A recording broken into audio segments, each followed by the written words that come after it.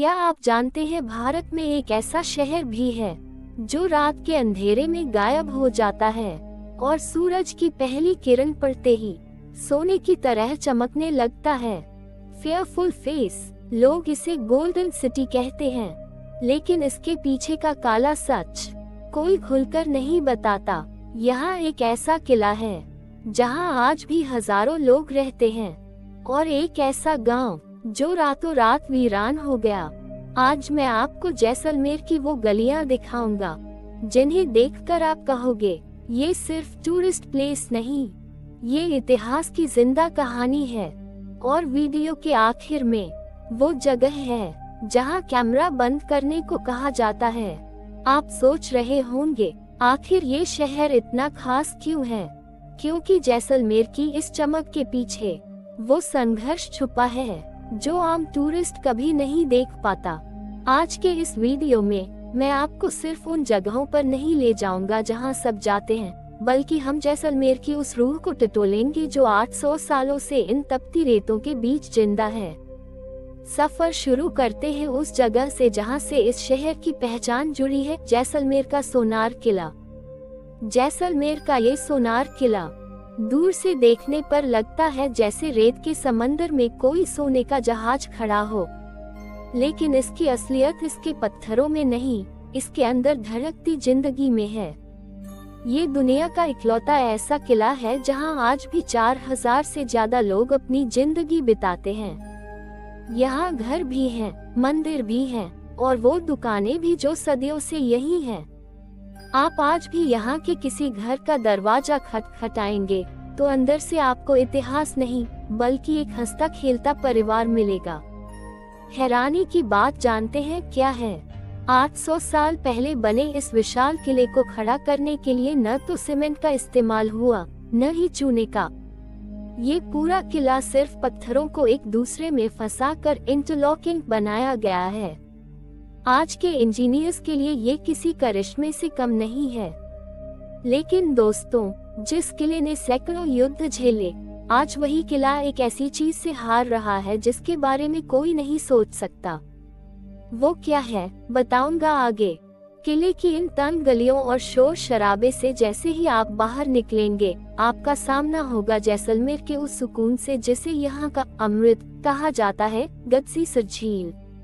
रेगिस्तान के बीचों बीच इतनी बड़ी झील सुनकर अचंभा होता है न, लेकिन 14वीं सदी में राजा रावल गढ़सी सिंह ने इसे इसलिए बनवाया था क्योंकि उस वक्त पूरे जैसलमेर के लिए पानी का इकलौता जरिया यही झील थी।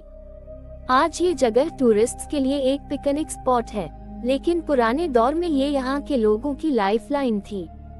झील के अंदर घुसते ही आपको एक बहुत बड़ा दरवाजा दिखेगा जिसे टिलों की पोल कहते हैं। इसके बारे में एक मशहूर किस्सा है कि इसे एक नर्तकी डांसर ने बनवाया था और राजा इसे तोड़ना चाहते थे, लेकिन उसने चालाकी से इसके ऊपर भगवान विष्णु की मूर्ति लगा दी ताकि इसे कोई तोड़ न सके।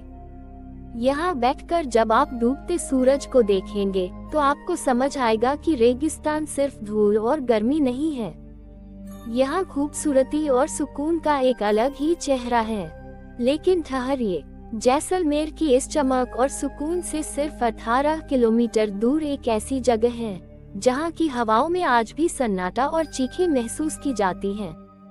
एक ऐसा गांव जिसे दुनिया the ghost village of India यानी कुलधरा के नाम से जानती है। साल था 1825। ये गांव कभी पालीवाल ब्राह्मणों से आबाद हुआ करता था, लेकिन फिर एक रात कुछ ऐसा हुआ कि 84 गांवों के लोग एक साथ रातों रात अपना सारा सामान छोड़कर यहाँ से गायब हो गए। न किसी ने उन्हें जाते देखा, न कोई जानता है कि वो कहाँ गए। जाते जाते वो इस जगह को एक ऐसा श्राप दे गए जिसके बाद आज तक यहाँ कोई दोबारा नहीं बस सका। कहते हैं इस बर्बादी के पीछे हाथ था जैसलमेर के दीवान सलीम सिंह का, जिसकी नजर गांव के प्रधान की खूबसूरत बेटी पर थी। अपनी और अपनी बेटी की इज्जत बचाने के लिए हजारों लोगों ने अपनी जड़ें तक छोड़ दी।